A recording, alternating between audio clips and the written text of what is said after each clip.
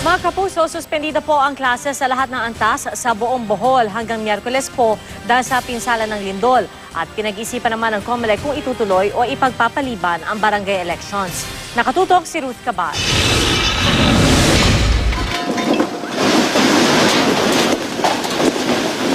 Sa lawak ng pinsala sa ilang bayan ng Bohol, ang DILG at DSWD gustong ipagpaliban ang isang buwan ng barangay election sa October 28. Ganito rin ang nakasaad sa pinasang resolusyon ng Sangguniang Panlalawigan.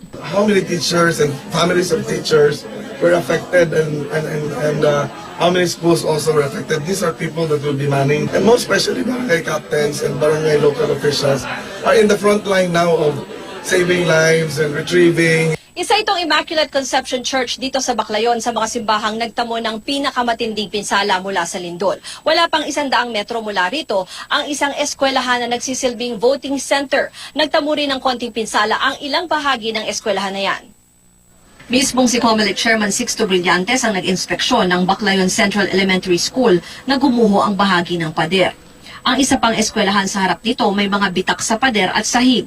Bukas magre-report daw siya sa COMELEC and Bank, tsaka sila magdidesisyon. Delikado nga naman. Kung may tao dyan sa loob, maraming tao, tapos biglang nagkaroon ng aftershock na malakas, pwede nga naman magkaroon ng problema.